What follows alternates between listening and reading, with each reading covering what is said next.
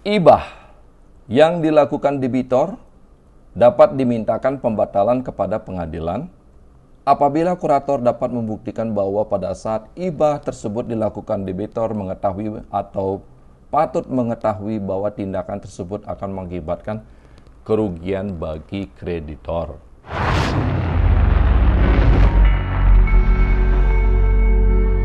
Pasti ada solusi. Bicara cerdas, pasti ada solusi. Kembali bersama saya, W.S. Arta, di program acara Undang-Undang Nomor 37 Tahun 2004 tentang kepailitan. Masih ke bagian 2, akibat kepailitan, di bab 2 kepailitan. Kita sekarang di part 6, mulai dari pasal 43. Pasal 43.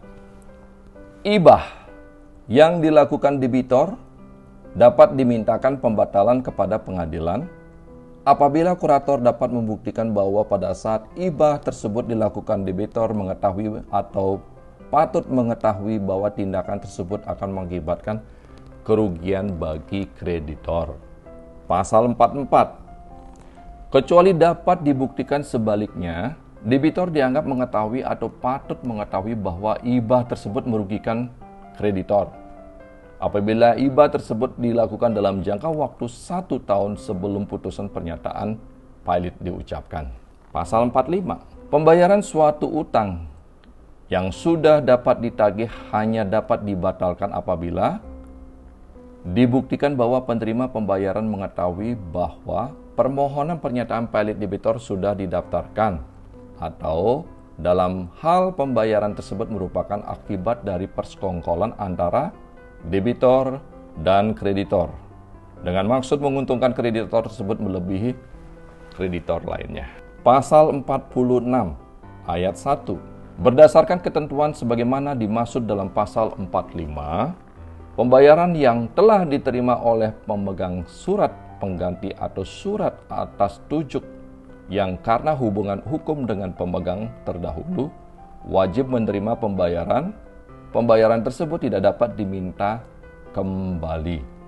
Ayat 2 dari pasal 46. Dalam hal pembayaran tidak dapat diminta kembali sebagaimana dimaksud pada ayat 1, orang yang mendapat keuntungan sebagaimana akibat diterbitkannya surat pengganti atau surat atas tunjuk wajib mengembalikan kepada harta pailit jumlah uang yang telah dibayarkan oleh debitor apabila a. dapat dibuktikan bahwa pada waktu penerbitan surat sebagaimana dimaksud pada ayat 1, yang bersangkutan mengetahui bahwa permohonan pernyataan pailit debitor sudah didaftarkan, atau b. penerbitan surat tersebut merupakan akibat dari persekongkolan antara debitor dan pemegang pertama. Pasal 47 ayat 1.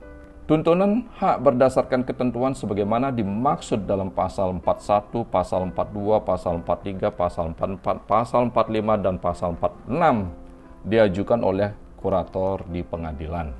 Ayat 2. Kreditor berdasarkan alasan sebagaimana dimaksud dalam pasal 41, pasal 42, pasal 43, pasal 44, pasal 45, dan pasal 46 dapat mengajukan bantahan terhadap tuntunan kurator. Pasal 48, dalam hal kepailitan berakhir dengan disahkannya perdamaian, maka tuntunan sebagaimana dimaksud dalam pasal 47 gugur. Ayat 2, tuntunan sebagaimana dimaksud dalam pasal 47 tidak gugur jika perdamaian tersebut berisi pelepasan atas harta pailit. Untuk itu, tuntunan dapat dilanjutkan atau diajukan oleh para pemberes harta untuk kepentingan kurator. Pasal 49 ayat 1. Setiap orang yang telah menerima benda yang merupakan bagian dari harta debitor yang tercukup dalam perbuatan hukum yang dibatalkan harus mengembalikan benda tersebut kepada kurator dan dilaporkan kepada hakim pengawas. Ayat 2. Dalam hal orang sebagaimana dimaksud pada ayat 1, tidak dapat mengembalikan benda yang telah diterima dalam keadaan semula, wajib membayar ganti rugi kepada harta pailit. Ayat 3. harta pihak ketiga atas benda sebagaimana dimaksud pada ayat 1 yang diperoleh dengan etikat baik dan tidak dengan cuma-cuma harus dilindungi. Ayat 4, benda yang diterima oleh debitor atau nilai penggantinya wajib dikembalikan oleh kurator sejauh harta pilot diuntungkan. Sedangkan untuk kekurangannya, orang terhadap siapa pembatalan tersebut dituntut dapat tampil sebagai kreditor konkuren. Pasal 50. Setiap orang yang sesudah putusan pernyataan pilot diucapkan tetapi belum diumumkan, membayar kepada pilot untuk memenuhi perikatan yang terbit dalam putusan pernyataan pilot diucapkan. Dibebaskan terhadap harta pilot sejauh tidak dibuktikan bahwa yang bersangkutan mengetahui adanya putusan pernyataan pilot. Ayat 2, pembayaran sebagaimana dimaksud pada ayat 1 yang dilakukan sesudah putusan pernyataan pilot diumumkan tidak membebaskan terhadap harta pilot kecuali apabila yang dilakukan dapat membuktikan bahwa pengumuman putusan yang pernyataan pilot yang dilakukan menurut undang-undang tidak mungkin diketahui di tempat tinggalnya. Ayat 3, pembayaran yang dilakukan kepada debitor pilot membebaskan debitornya terhadap harta pilot jika pembayaran itu menguntungkan harta pilot. Pasal 51 ayat 1. Setiap orang yang mempunyai utang atau piutang terhadap debitor pilot dapat memohon diadakan perjumpaan utang. Apabila utang atau piutang tersebut diterbitkan sebelum putusan pernyataan pilot diucapkan atau akibat perbuatan yang dilakukan dengan debitor pilot sebelum putusan pernyataan pilot diucapkan. Ayat 2. Dalam hal diperlukan piutang terhadap debitor pilot dihitung menurut ketentuan sebagaimana dimaksud dalam pasal 136 dan pasal 137. Pasal 52. Setiap orang yang telah mengambil alih suatu utang atau piutang dari pihak ketiga sebelum putusan pernyataan pilot diucapkan tidak dapat memohon diadakan perjumpaan utang apabila suatu pengambilalihan utang atau piutang tersebut yang bersangkutan tidak beretikat baik. Ayat 2. Semua utang piutang yang diambil alih setelah putusan pernyataan pilot diucapkan tidak dapat diperjumpakan.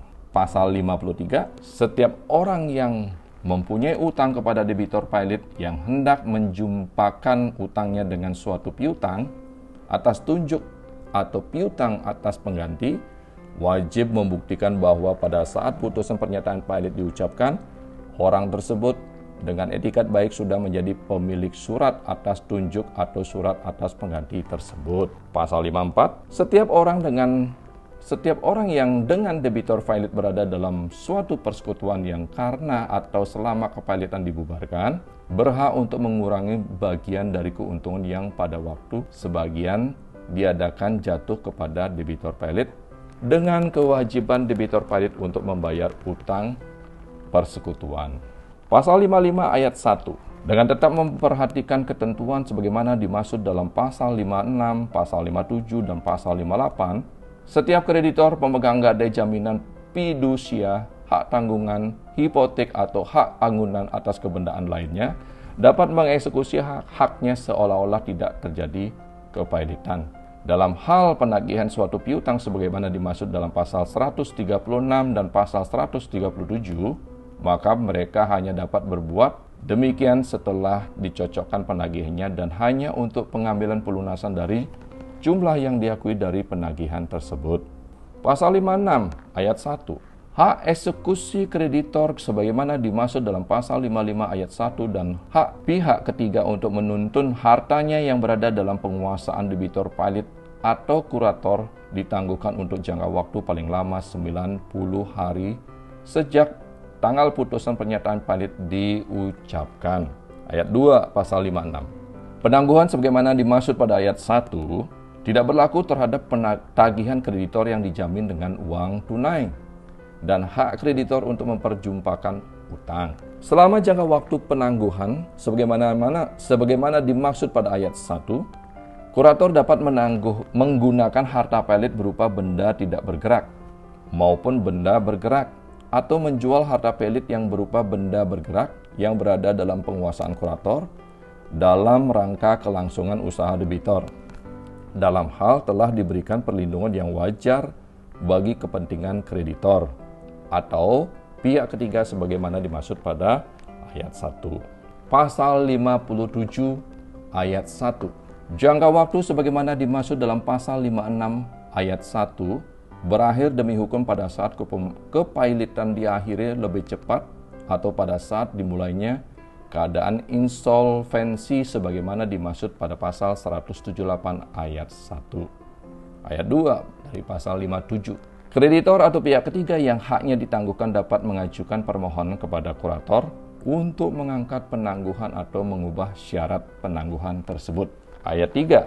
Apabila kurator menolak permohonan sebagaimana dimaksud pada ayat 1, kreditor atau pihak ketiga dapat mengajukan permohonan tersebut kepada hakim pengawas.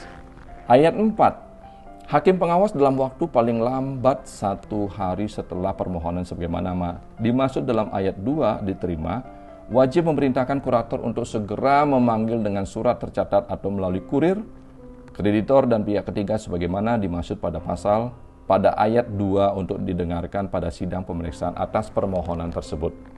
Ayat 5. Hakim pengawas wajib memberikan penetapan atas permohonan dalam waktu paling lambat 10 hari setelah permohonan sebagaimana dimaksud pada ayat 2 diajukan kepada hakim pengawas. Ayat 6. Dalam memutuskan permohonan sebagaimana dimaksud pada ayat 2, hakim pengawas mempertimbangkan A. Lamanya jangka waktu penangguhan yang sudah berlangsung. B. Perlindungan kepentingan kreditor dan pihak ketiga dimaksud. C. Kemungkinan terjadinya perdamaian. D. Dampak penangguhan tersebut atas kelangsungan usaha dan manajemen usaha debitor serta pemberesan harta pailit. Demikian pasal 43 sampai dengan pasal 57 Undang-Undang Nomor 37 Tahun 2004 tentang PKPU dan kepailitan.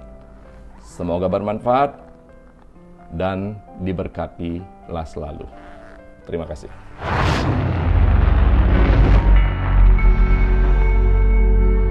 Pasti ada solusi.